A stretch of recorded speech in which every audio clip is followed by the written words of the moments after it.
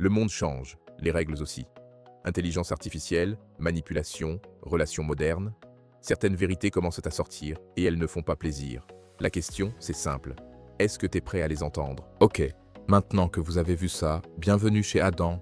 Avant qu'on plonge dans le vif du sujet, abonne-toi si t'en as les moyens. Mets un like et un commentaire. On est reparti. L'œil d'Adam. On me dit toujours que je suis trop exigeante en amour et moi-même je commence à me remettre en question puisque je me dis mais je trouve pas vraiment le mec qui me correspond vraiment, tu vois. Est-ce que je suis trop exigeante? Franchement je les trouve tous un peu nuls. Du coup j'ai demandé à ChatGPT de faire une prévision statistique fiable pour voir quel était le pourcentage de la population d'hommes aujourd'hui qui correspond à mes attentes, qui pourrait me correspondre à moi en tant que personnalité, qui pourrait être mon égal, où la relation serait équilibrée. Et je vais demander la probabilité de le rencontrer dans les prochaines années. Donc voilà, on va voir ce que ça donne. Je vais mettre mes petites lunettes. Déjà, il y a la population de base. Donc à Paris, des hommes entre 30 et 40 ans, il y en a, selon l'INSEE, 220 000. Et il y a 27% de ces hommes qui sont célibataires, donc on tombe à 60 000. Ensuite, on filtre par critères psychologiques et relationnels. Les traits recherchés pour moi, c'est la stabilité émotionnelle, la capacité à s'engager, la planification de projet de vie, au niveau intellectuel et curiosité, je suis HPI, attachement sécurisé. La proportion estimée combinée est de 0,5 à 1% de ces hommes. Brutal. D'accord, selon ChatGPT. Donc, quand on calcule, ça donne environ 300 à 600 hommes à Paris qui pourraient correspondre à mes critères. C'est déjà ridicule. Ensuite, la probabilité de le rencontrer dans les prochaines années. On suppose que je fréquente les bons cercles sociaux, les événements culturels, professionnels ou internationaux, et que je me donne 3 ans pour le rencontrer. J'ai 15% de chances de le rencontrer en 1 an, 30% de chances de le rencontrer en 2 ans, et 45 à 50% de chances de le rencontrer en 3 ans. Donc même sur 3 ans, franchement, la probabilité, elle est pourrie. Étonnant, non?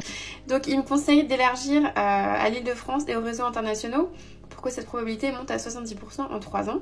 Donc voilà, j'ai envie de vous dire, si vous êtes une nana au top ou un mec au top d'ailleurs, c'est pas un mystère que vous n'arrivez pas à trouver la bonne personne, c'est juste peut-être une question de statistiques, d'accord? Donc il faut prendre son mal en patience, il faut mettre ses chances de son côté en allant fréquenter des cercles de personnes qui vous ressemblent. Par les amis ou d'utiliser des apps spécifiques, vous voyez, il faut mettre ses chances de son côté parce que la statistique n'est pas de votre côté, clairement pas. Je me déplace pas pour dîner, pour aller boire des verres, pour aller whatever, même voyager. If you don't send some money, Cuisine. pour me motiver à venir te voir. To me, like even to create some kind of motivation because I really love my home sweet home. I have my little life. I'm a very busy bitch. Pour que je t'accorde de mon temps, you need to motivate me. If you don't send a little something, at least some flower, a gift, something. I don't do free dates anymore. Call it whatever the fuck you want to call that. I don't do free dates. J'ai été dîner dans tous les endroits de Paris, je connais la moitié des patrons d'établissement. I eat for free. I eat for free dans les best endroits de cette ville. Donc, I eat for free, I dance for free, I drink for free. I don't need you at all. I've been in this bitch for 20 fucking years. You know, get on time, sweetheart. Donc, m'inviter à dîner dans une ville où je l'ai vue, revue, et 100 000 fois, millions de fois revue, et où je connais tout le monde encore une fois, you're very pathetic. Like, come up with something else. I'm not a little girl. I'm not a little 21 kid. Like, you know what I mean? Come with something bigger. Like, do your job, do your thing. Otherwise, don't fuck with me. Don't call me up. Don't bother me. Don't try to be like even texting you, entertaining you. 80% of you guys are not even entertaining like that. You're not that special. You're not that funny. You're not that whatever. So to make it worth my time and to create some kind of interest, yeah. Quelle indignité. La baisse, c'est pas un jeu. Et vous croyez que je m'amuse quand je vous dis que les nanas, elles prennent un toté pour leur gars. Regardez le message d'un frérot en détresse que je reçois hier soir. Bonsoir, ma copine va venir te demander à toter, s'il te plaît. Dis ta plus, s'il te plaît. Je vais mourir, j'en peux plus. Tous les soirs, elle se fatigue pas. S'il te plaît, dis tu n'as plus. Merci frérot. Il m'a dit s'il te plaît 3 phrases, 3 fois tellement il est débordé. Donc, je reçois comme par hasard le message de sa copine qui me dit elle veut attoter pour son gars. Je lui dis ok. Elle me dit ouais et tout, je viens le récupérer. Elle me dit t'habites où? Je récupère ça ce soir. Je dis waouh. Je lui dis ce soir. Moi j'étais pas chez moi. Elle me dit ce soir, peu importe où t'habites, je vais récupérer ça. Je pète un plomb les gars. Elle me dit peu importe le prix. J'en ai absolument besoin. Elle rigolait hein. dans les messages. Hein. Je me suis dit, ouais, en fait, lui, il est vraiment dans la merde. Déjà, là, mon ami, premier message. Pardon, laisse-la. Laisse-la. Si vous n'avez pas le même appétit sexuel, laisse-la. Ça, c'est un message entre toi et moi, deux frères. Laisse-la, laisse-la. Laisse-la. Tu vas être débordé de la situation.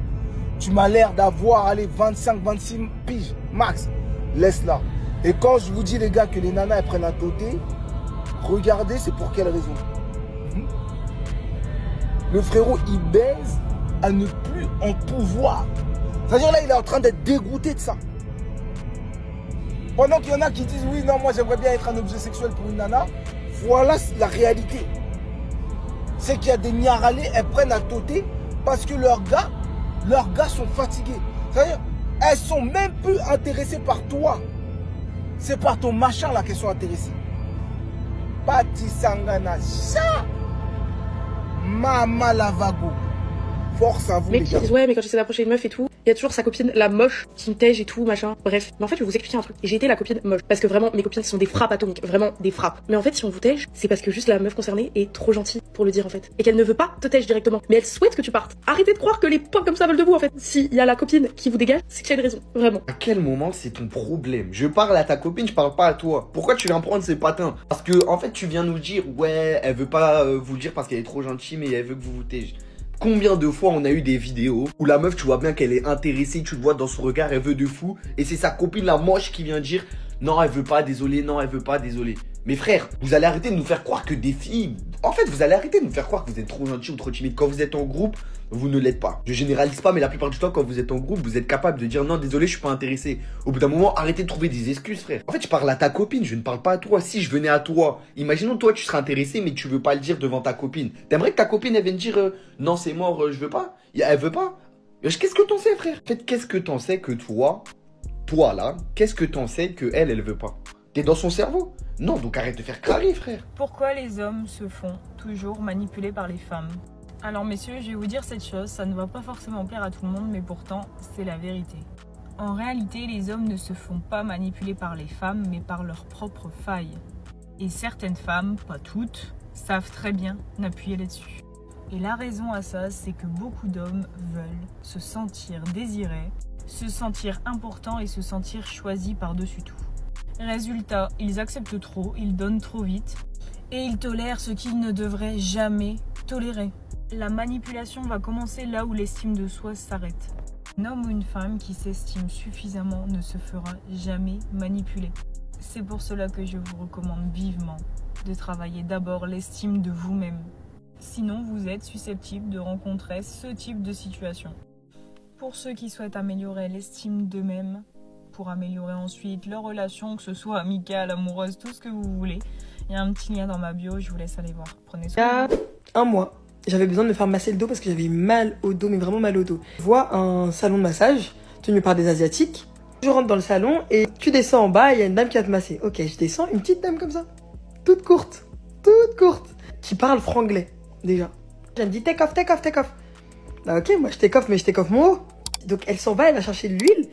Elle revient, elle me dit non mais take off, même mon bas. Comment ça mon bas? Du coup je réinsiste en lui disant non mais only my back, just my back. Elle me dit non take off, it's okay, I'm a woman. Elle me dit ça. Ouais mais là ma star, t'as pas besoin, même si t'es pas a woman, là je me retrouve toute nue. Je me mets direct sur le dos déjà, mais en fait j'ai ma raie dehors là, j'ai ma raie des fesses à l'air, d'accord? Elle vient avec une serviette minus comme ça, qui cache vite fait ma raie, et elle décide de monter sur mes fesses. Elle monte, elle se met à califourchon. Et maintenant, elle descend en bas jusqu'à me masser les fesses, quoi. Elle me les masse, frère, elle me masse les fesses. Je lui dis non, leave the back. Non, it's for me. Mais comment ça, it's for you? Pendant qu'elle me masse, elle me dit mashallah, comme ça, comme je te le fais là, mashallah. Elle me demande de me retourner et donc je me retrouve face à elle, d'accord? J'ai que un drap, une petite serviette qui me cache. Elle fait it's okay, I'm a woman. Arrête avec tes histoires de woman là, déjà tu me mets mal à l'aise. Elle monte sur moi, elle est comme ça. Elle est sur moi. Elle me dit rien, elle se met à me mettre de l'huile sur les rinces et elle me masse les rinces. Et elle me les masse. Elle fait le tour, elle me palpe et tout. Et mon gars, elle me On m'a jamais, d'accord, c'est jamais arrivé, voilà. C'est quoi le massage que j'ai demandé? Elle a frôlé mes lèvres, pas celle-ci. Elle a frôlé mes lèvres. Voilà, un peu gênée. Et je finis par me rhabiller. Et en fait, elle est pas... Je vois qu'elle est pas là, mais j'entends des pas. Je monte vite et elle me rattrape et fait « À bientôt, hein, bientôt !» Never again. Never again, tu me reverras. Hugo, c'est trop grave. Je suis de retour pour une story time. Les hommes sont fous. Mais là, je suis tombée sur le chef des fous. Le fou des fous. Bon, ce qui s'est passé, c'est que je suis encore plus folle que lui. Et je sais qu'avec vous, mes stars, on va pouvoir résoudre tout ce mystère. Parce que quand je vous dis... Là, c'est pas qu'une story time, c'est une enquête. Vraiment, hier, j'étais en train de constituer un dossier pour aller déposer une main courante. On parle de ce niveau-là. Donc tenez bon mes belles pour comprendre cette histoire très alambiquée. Là, va falloir se concentrer parce que les plot twists, non, vraiment, c'est trop grave. Il y a 2 semaines à peu près, je match avec un mec sur Hinge, ma foi, très mimi. Bon, j'avais arrêté les applis, mais écoutez, là, il commence un peu à faire froid. C'est bientôt l'hiver, voilà. Sans grande conviction, évidemment, parce que vous connaissez l'estime que j'ai pour les XY.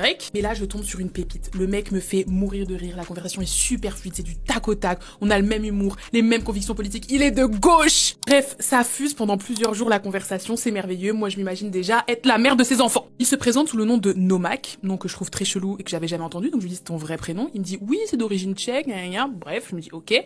Il me dit qu'il est ingénieur au CHR de Lille. Il travaille dans un laboratoire où il fait de la recherche sur les maladies cardiovasculaires et le diabète. Les nerds scientifiques, c'est mon péché mignon, d'accord? Donc j'étais conquise. Il n'a pas de réseaux sociaux, donc on parle par message, mais ça ne me met pas la puce à l'oreille parce qu'il a 30 ans passés, ce qui pour moi correspond au 3e âge, donc je me dis c'est normal qu'il ait pas les réseaux, c'est un senior. Donc voilà, plusieurs jours passent, la discussion est merveilleuse, moi je ne suis pas une personne qui tergiverse, donc je lui dis on se voit quand? Il me propose de se voir samedi. À ce moment-là, on est genre mardi ou mercredi. Je lui dis ok, pas de problème, je finis de donner cours à 13h, donc on peut se rejoindre dans l'après-midi. Il me dit ok, on se voit à 14h, je lui dis qu'est-ce qu'on fait? Il me dit on peut faire un gym date, parce qu'on va tous les deux à la salle de sport. Et donc je lui demande il va à quelle salle de sport? Il me donne la salle de sport exacte. Il se trouve que je connais cette salle de sport car j'ai un ami qui y allait avant. Donc retenez cette information, pour l'instant elle est anodine, mais elle ne le sera pas plus tard. Je suis pas trop hypée pour le gym date, du coup je lui dis tu veux pas faire autre chose? Et il me dit si tu veux on peut faire un date confessionnal, on se rejoint mais on ne se voit pas et on se livre tous nos secrets.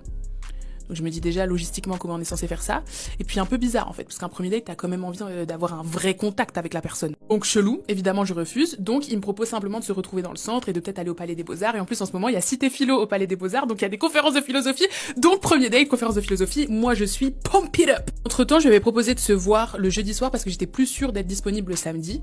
Et il m'avait dit non, je dois aider ma mère pour réparer sa chaudière ou je sais pas quoi. Donc j'étais en mode ok, qui fait ça à 22h? Mais bref, c'est que quand je vous raconte vous allez dire elle est bête. Mais c'est plein de petits éléments bizarres dans une montagne d'autres éléments normaux. Donc sur le moment, tu te rends pas compte. Bref, donc arrive le fameux samedi. Je termine mon cours, je rentre, je me dépêche de me préparer, je me fais jolie. Vraiment, je suis trop excitée. Vers 13h20, j'envoie un message pour lui demander comment je m'habille, c'est quoi la vibe et tout.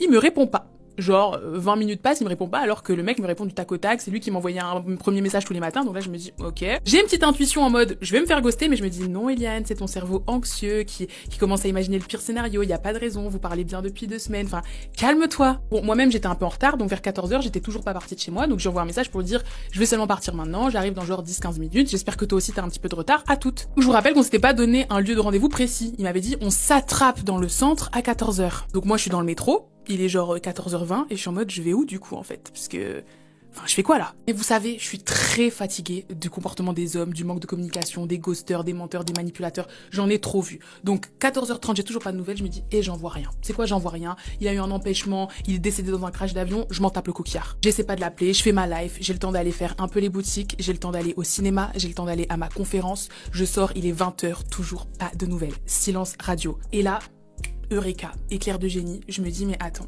tous les petits éléments chelous là, où je m'étais dit mais non, calcule pas, en fait, ça laisse à penser qu'il s'agit là d'une usurpation d'identité. Donc, pour en avoir le cœur net, je prends sa photo sur Hinge, je fais une recherche inversée sur Google, et là, je tombe sur un profil LinkedIn. Ce profil n'est pas du tout au même nom. Donc je ne peux pas vous donner l'identité de ce profil pour des raisons de confidentialité parce que j'ai pas envie qu'on me traîne en justice. Mais donc on va appeler le profil LinkedIn Fabien. Donc j'ai la même photo que sur Hinge mais pas le même prénom et pas du tout la même profession. Fabien a fait des études de management. Voilà, il est manager, il gère des artistes, il travaille dans un studio également à Lille. Donc là je me dis hyper bizarre parce que si c'est un cas de fiche, pourquoi pas prendre un mec random qui vient du Kazakhstan ou du Brésil? Genre c'est quand même bizarre que Nomak et Fabien soient à Lille, mais que ce soit pas le même prénom et pas la même profession. Donc, 2 hypothèses, ou bien Fabien est bien la personne à qui j'ai parlé, mais il ment sur son identité, sur sa profession et s'invente une double vie pour pouvoir tchatcher sur les applications de rencontres, ou bien Nomak usurpe l'identité de Fabien. Et à ce moment-là, ça me semble être l'hypothèse la plus probable, étant donné que le mec a disparu d'un coup, pile au moment où on était censé se voir pour de vrai. Donc je me suis dit, voilà, il a paniqué et il peut pas venir parce que tout simplement ce n'est pas la même personne. Ah, et aussi j'ai oublié de préciser, 2 jours avant notre supposé date, il crée un compte Instagram, puisqu'il m'avait dit qu'il n'en avait pas avant, et je suis la seule personne qu'il suit. Donc c'est un compte avec une petite bannière où il écrit nouveau, il n'y a pas de photo de profil, nom d'utilisateur en mode Nomak 250, et seul abonnement, c'est moi. Donc à la base, là où moi je pensais qu'il avait créé ce compte-là, justement parce que j'arrêtais pas de le taquiner sur le fait qu'il avait pas de réseau et que ce serait bien s'il en avait parce que c'est plus simple de parler sur Insta et tout, bon bref, en réalité là je me dis, il a fait ça parce qu'il ne peut pas me suivre avec son vrai compte Insta. Donc il a dû créer un nouveau compte pour que je ne connaisse pas sa vraie identité. Bref, donc à ce moment-là je suis vraiment 70% sûre que Nomak est un catfish de Fabien et donc j'essaie de rentrer en contact avec Fabien pour le prévenir qu'il y a quelqu'un qui usurpe son identité. Je ne trouve aucune coordonnée de Fabien, par contre je vois sur son profil LinkedIn qu'il est le manager d'un artiste qu'on va appeler Babou. Mon cerveau a vraiment juste fait le verlan de Booba. D'ailleurs Booba...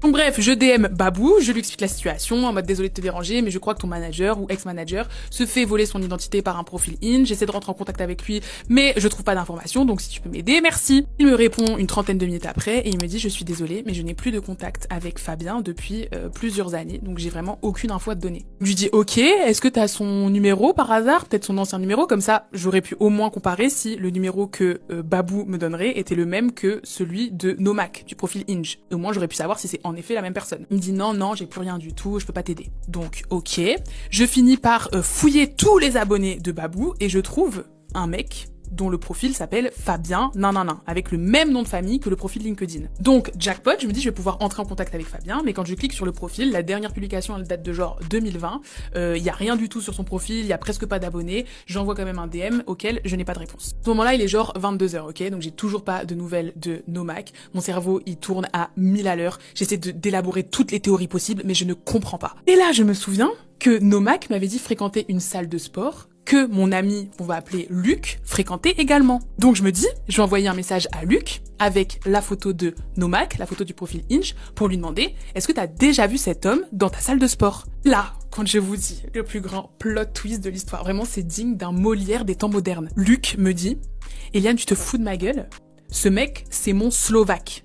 Et quand il me dit c'est mon Slovaque, je sais de qui il parle. Parce que Luc m'avait dit fréquenter un gars, il y a quelques mois, à peu près cet été, avec qui il s'entendait trop bien, ils s'étaient parlé, ils avaient matché sur Grindr, parce que Luc est un homme gay. Il m'avait jamais montré de photo de lui, mais il m'avait dit je m'entends trop bien avec lui, on rigole, nanana, il est trop drôle, il est trop beau, il est trop intelligent. Donc ils avaient parlé pendant plusieurs semaines, mais au moment de se voir, Nomak avait disparu. Exactement le même mode opératoire qu'avec moi. Donc là, je tombe à la renverse. Est-ce que vous vous rendez compte de la probabilité pour que Nomak ait manipulé, que ce soit du catfishing ou du ghosting ou je ne sais pas encore le fin mot de l'histoire, mais 2 amis qui n'ont pas la même orientation sexuelle. Du coup, Luc et moi, on partage toutes les infos qu'on a et il nous a dit exactement la même chose. Ingénieur au CHR, d'origine tchèque, nanana, bref, le même tintouin. Et d'ailleurs, Nomak et Luc ont partagé des conversations à caractère un peu olé olé. Donc rendez-vous compte de la perversité. Le mec parle à je ne sais combien de personnes parce que c'est pour que déjà 2 amis et était victime de la même personne. Vous vous rendez compte statistiquement à quel point les chances sont faibles. Donc ça veut dire que le mec a le même mode opératoire avec je ne sais pas combien de personnes et qu'en plus, il obtient des images, des vidéos à caractère sexuel, des discussions qui lui apportent une gratification sexuelle. Dieu merci, nous ne sommes pas arrivés là, moi et lui. Vraiment du dégoût pur et dur. Et à ce moment-là, je me dis, bah c'est sûr à 100% donc que Nomak est un catfish. Parce que si il monte jamais sa tête, il finit par ghoster les gens, il ment sur son identité, il se fait passer pour un mec hétéro par-ci, un mec gay par-là, c'est un gros menteur. Et donc, Fabien se fait voler son identité. Donc là, je me dis, ok, c'est grave, il faut que je confronte Nomak parce que je suis convaincue que c'est un pervers qui usurpe l'identité d'autrui dans le but d'obtenir des vidéos, images à caractère sexuel et il doit faire ça en masse, en série, donc on a affaire à un prédateur. Et je n'étais pas au bout de mes surprises, mégo, donc je vais faire une partie 2 pour vous expliquer la suite parce que... Seigneur! Tu peux pas dire ouais désolé mon gars ma pote elle vit dans Snap, tu peux pas dire ça. Par là t'as tout ce que tu veux en retour.